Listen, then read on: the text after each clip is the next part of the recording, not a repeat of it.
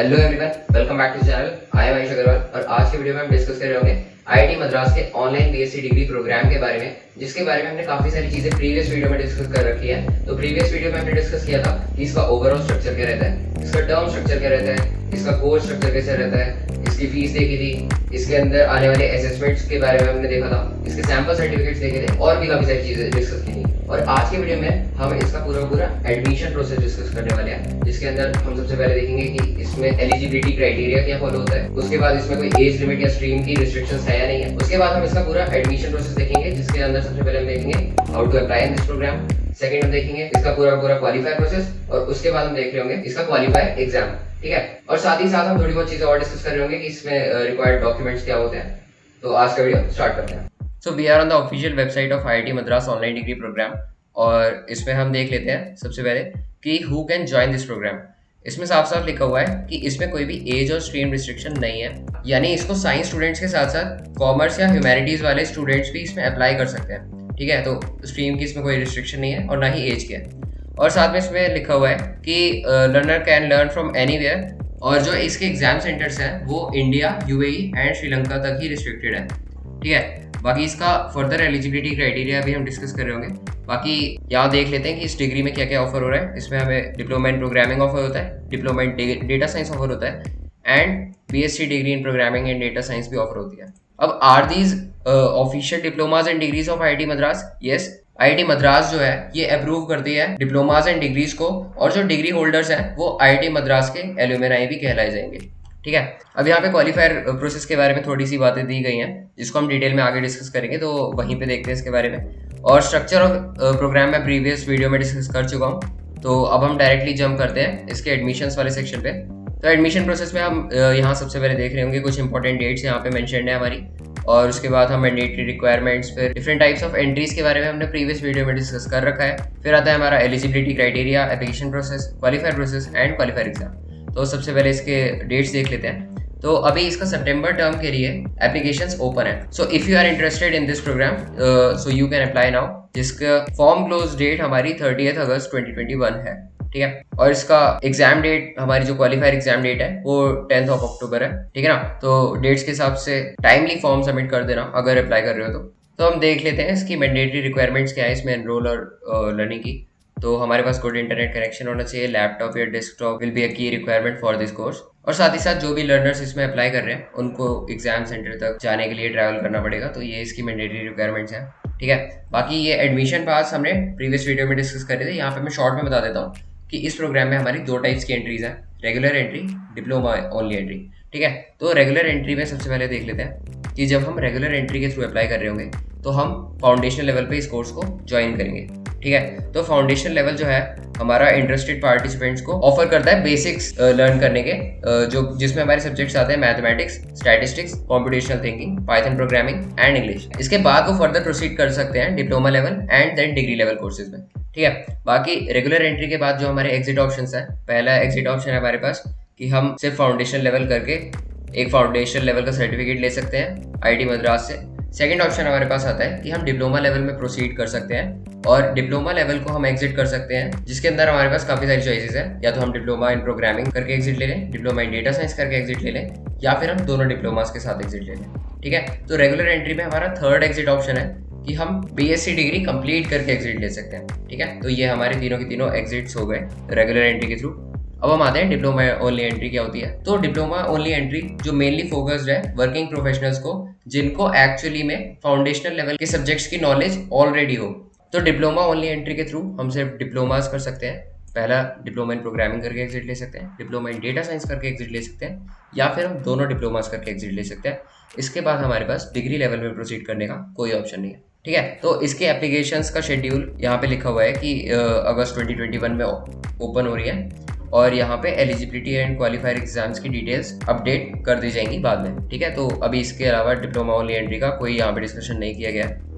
अब हम regular entry को डिटेल में देख लेते हैं। सबसे पहले इसका एलिजिबिलिटी क्राइटेरिया डिस्कस करते हैं। तो एलिजिबिलिटी क्राइटेरिया में सबसे पहले देख लेते हैं उन लर्नर्स के लिए जिन्होंने क्लास 12 या फिर उसका इक्विवेलेंट 2019 या उससे पहले कर लिया हो। ठीक है। तो इनके में पहला क्राइटेरिया दे रखा है कि इनको मैथ्स और इंग्लिश होनी चाहिए इनके पास क्लास 10th में, ठीक है। एंड सेकंड दे रखा है कि इन्होंने क्लास 12th या फिर इसका इक्विवेलेंट 2019 में क्लियर कर दिया हो, ठीक है। तो यहाँ पे हमारे पास क्लास 12th के इक्विवेलेंट्स की पूरी लिस्ट दे रखी है, तो इसमें अपने हिसाब से अपना 12th का इक्विवेलेंट चेक कर लेना, ठीक है। बाकी अब हम आते हैं उन लर्नर्स के लिए जिन्होंने क्लास 12th या फिर उसका इक्विवेलेंट 2020 या फिर 2021 में क्लियर करा है। तो पहला क्राइटेरिया सेम ही है कि उनके पास क्लास 10th में मैथमेटिक्स एंड इंग्लिश सब्जेक्ट होने चाहिए।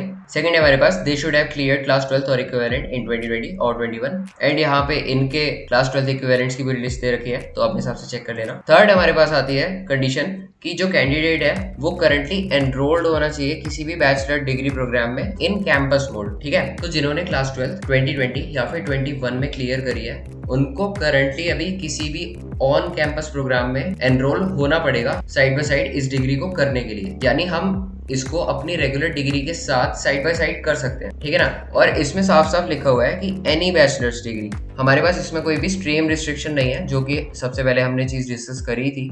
या फिर the candidate should have completed 1 year campus mode only diploma, या फिर the candidate should have completed CA inter. Okay, तो ये इन तीनों में से एक ना एक कंडीशन फुलफिल होनी चाहिए अगर हम क्लास 12th या फिर उसका इक्विवेलेंट 2020 या फिर 21 में क्लियर कर चुके हैं, ठीक है। तो एक इसमें काफी इंपॉर्टेंट नोट दे रखा है यहाँ पे कि अगर हमने क्लास 12th 2020 या फिर 21 में क्लियर कर ली है तब भी हम इस करंट पॉइंट ऑफ टाइम पे इस कोर्स में एनरोल कर सकते हैं, ठीक है। तो हमारे यहाँ पे दे रखा था एक थर्ड कंडीशन कि जो कैंडिडेट है हमारे, जो भी लर्नर इसमें अप्लाई कर रहे हैं, उनको किसी ना किसी ऑन कैंपस बैचलर्स डिग्री में एनरोल करना पड़ेगा इसके लिए, ठीक है।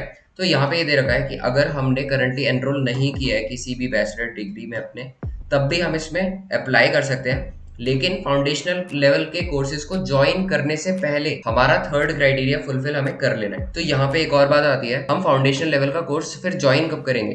तो हमने बेसिकली सितंबर टर्म के लिए हम इसमें एनरोल कर रहे होंगे, ठीक है। तो जो हमारा सितंबर टर्म का क्वालिफायर एग्जाम है उसके मार्क्स के थ्रू हम आने वाले 3 टर्म्स तक एडमिशन ले सकते हैं। मान लिया हमने इस साल के सितंबर टर्म में एडमिशन नहीं लिया क्वालिफायर एग्जाम को क्लियर करने के बाद, तो हम नेक्स्ट ईयर जनवरी टर्म में एडमिशन ले सकते हैं। मान लिया हमने अगर उसमें भी नहीं लिया तो हम मई टर्म में एडमिशन ले सकते हैं, ठीक है। तो हमारे पास ये जो 3 टर्म होते हैं इनके लिए हमारा क्वालिफायर एग्जाम का स्कोर वैलिड होता है, ठीक है। तो क्वालिफायर एग्जाम क्लियर करने के बाद हम उस क्वालिफायर एग्जाम के स्कोर को जो हमारे 3 कॉन्जिक्यूटिव टर्म्स आने वाले हैं उनमें से किसी में भी एनरोल कर सकते हैं, ठीक है। तो ये काफी इंपॉर्टेंट पॉइंट था।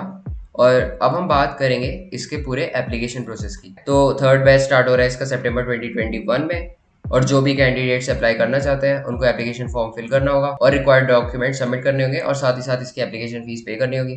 तो एप्लीकेशन फीस यहाँ कैटेगरी वाइज दे रखी है 3000 रुपये फॉर जनरल, बाकी और डिफरेंट कैटेगरीज के लिए अपनी फीस अपने अकॉर्डिंगली देख लेना, ठीक है ना। तो यहाँ पे हमारे पास पूरे रिक्वायर्ड डॉक्यूमेंट्स की लिस्ट दे रखी है, इसको अच्छे से क्रॉस चेक कर लेना अपलोड के टाइम पे, ठीक है। तो अब हमारे पास यहाँ पे जो भी कैटेगरी वाइज हमें सर्टिफिकेट सबमिट करने होते हैं उनके बारे में काफ़ी सारी डिटेल दे रखी है, तो ये एप्लीकेशन प्रोसेस के टाइम पे अच्छे से पढ़ना, ठीक है। अब हम बात कर रहे होंगे क्वालिफायर प्रोसेस की। तो ये क्या चीज़ होती है इसके बारे में देख लेते हैं कि जो भी एप्लीकेंट्स रेगुलर एंट्री के थ्रू अप्लाई कर रहे हैं उन्हें क्वालिफायर प्रोसेस के थ्रू जाना पड़ेगा, जिसके अंदर हमें 4 वीक्स का फाउंडेशन लेवल के 4 कोर्सेज का कंटेंट मिलेगा। पहला है हमारे पास English, mathematics for data science, then आता है हमारे पास statistics for data science and computational thing, ठीक है। तो इसमें बेसिकली हमारा वीडियो कंटेंट होगा 2 to 3 आवर्स का ईच कोर्स के लिए, जो कि वीकली बेसिस पे रिलीज होगा, ठीक है। और कंटेंट के साथ साथ हमें असाइनमेंट्स भी मिलेंगे ईच कोर्स के साथ, जो कि हमें टाइमली सबमिट कर रहे हैं। तो इनका रोल मैं अभी बताता हूँ। बाकी यहाँ लर्नर्स को कोई भी हेल्प चाहिए होगी तो उनका डिस्कशन फोरम और लाइव इंटरेक्टिव सेशंस होते रहेंगे, ठीक है। तो अब हम देखते हैं कि इसका जो क्वालिफायर एग्जाम होगा उसमें बैठने के लिए हमें क्या एलिजिबिलिटी क्राइटेरिया फुलफिल करना होगा, ठीक है। जो हमारे असाइनमेंट्स हमें वीकली बेसिस पे मिलेंगे ईच कोर्स के लिए, उनका टाइमली सबमिशन यहाँ पे मैटर करता है, क्योंकि in each course the average of the best 3 out of 4 scores will be calculated. Only those who get minimum required assignment scores in all the 4 courses will be allowed to appear for the qualifier exam.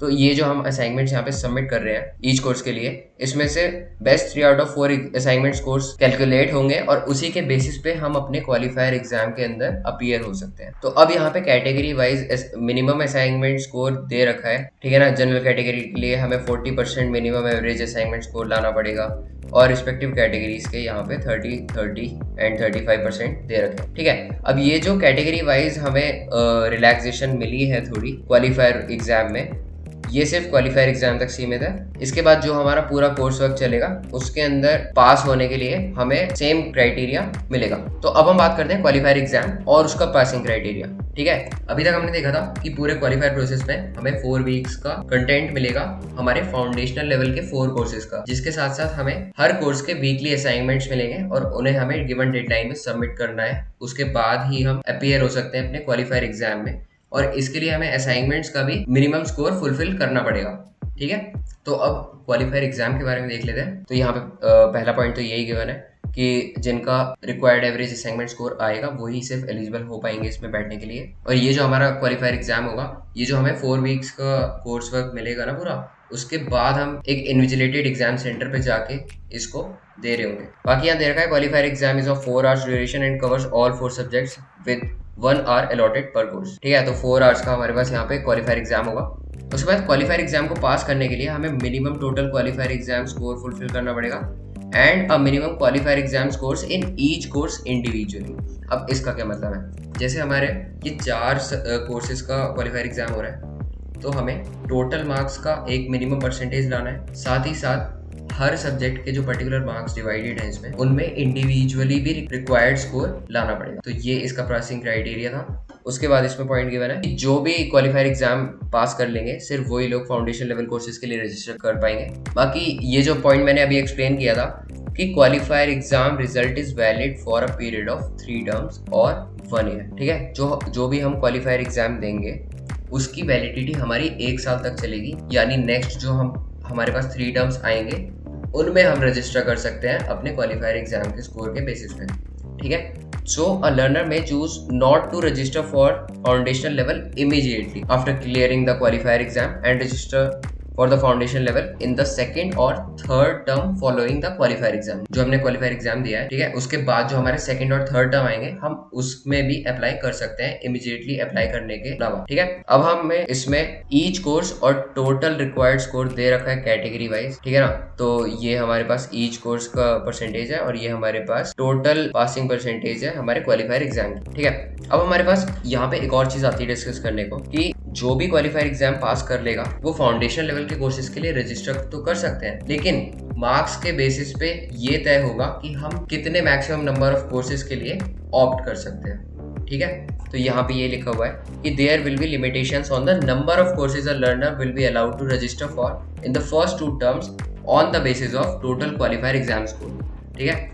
तो यहाँ पे minimum percentage दे रखी है कि अगर हमारा score minimum required के ऊपर है और 50% से कम है तो हम मैक्सिमम 2 कोर्सेज ऑप्ट कर सकते हैं फर्स्ट 2 टर्म्स में। ऐसे ही यहाँ 50 to 70 के लिए 3 courses and above 70% we can opt up to 4 courses, ठीक है। तो ये था इसका पूरा का पूरा क्वालिफायर एग्जाम एंड उसका क्वालिफायर प्रोसेस। हाँ, तो यार एक जो डाउट जनरली लोगों को आ जाता है इस कोर्स के एडमिशन के रिगार्डिंग, वो मैं यहाँ पे बता देता हूँ। जैसे मैंने स्टार्टिंग में बोला था कि इसमें कोई भी स्ट्रीम रिस्ट्रिक्शन नहीं है, तो क्या बाकी साइंस स्ट्रीम के अलावा भी और लोग कर सकते हैं? तो इसमें ये क्वेश्चंस के फॉर्म में दे रखा है, I am a CA, BCom graduate, lawyer, BSc graduate, mechanical engineer, MBBS student and do not have any knowledge of coding. Does this course cover the basics of coding before progressing to advanced levels? ठीक है, तो इस question को ऐसे ही frame किया गया है कि कोई भी एजुकेशनल बैकग्राउंड से आने वाला लर्नर इसमें अप्लाई कर सकता है, तो उसको प्रायर नॉलेज चाहिए रहेगी कोडिंग की या नहीं। तो इसका आंसर भी दे रखा है कि it is not necessary to have a prior knowledge of coding to learn from our programme.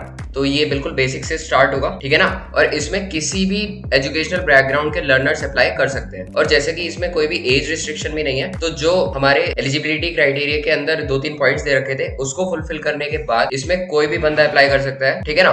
बस उसको किसी भी बैचलर्स डिग्री में एनरोल होना चाहिए ऑन कैंपस मोड में, और भी जो उसके इक्विवेलेंट्स दे रखे थे, या फिर वो कॉलेज ड्रॉप आउट भी हो सकते हैं, या फिर वो कोई वर्किंग प्रोफेशनल्स भी हो सकते हैं किसी भी एज के, ठीक है। तो इतना फ्लेक्सिबल ये प्रोग्राम हमारे पास आता है। और साथ ही साथ मेरी मेरी फर्स्ट वीडियो पे कुछ कमेंट्स इस डाउट के रिगार्डिंग थे कि क्या हम अपनी करंट डिग्री के साथ इसमें कर सकते हैं एनरोल, या फिर हम सिर्फ एक बार में ये बीएससी डिग्री ही कर सकते हैं। तो इसका आंसर ये है कि हम अपनी किसी भी बैचलर्स डिग्री के साथ इस डिग्री को परस्यू कर सकते हैं, ठीक है ना। सो आई होप दोनों डाउट्स रिजॉल्व हो गए होंगे, ठीक है ना। तो आज का वीडियो यार हमने पूरा का पूरा कंप्लीट कर लिया है। आई होप कि आज की वीडियो काफी अच्छी लगी होगी। हमने इसका पूरा एडमिशन प्रोसेस डिस्कस कर लिया है और साथ ही साथ हमने प्रीवियस वीडियो में ओवरऑल स्ट्रक्चर भी देख लिया इस प्रोग्राम का कि कैसे ये प्रोग्राम रन होता है हमारा, ठीक है। तो इसके अलावा भी कोई भी डाउट हो तो कमेंट सेक्शन में लिख देना, मैं उसको आंसर करने का ट्राई करूंगा। एंड साथ ही साथ यार इसका फ्रीक्वेंटली आस्क्ड क्वेश्चन सेक्शन देख लेना जरूर, जिसमें काफी सारे डाउट्स कवर कर रखे हैं हर चीज से रिलेटेड। तो यहाँ कैटेगरीज भी दे रखे हैं, general doubts, admission doubts, application doubts, ठीक है ना। See you guys in the next video, bye bye. और हाँ, वीडियो को लाइक जरूर कर देना और चैनल को सब्सक्राइब जरूर कर देना, ठीक है। बाय।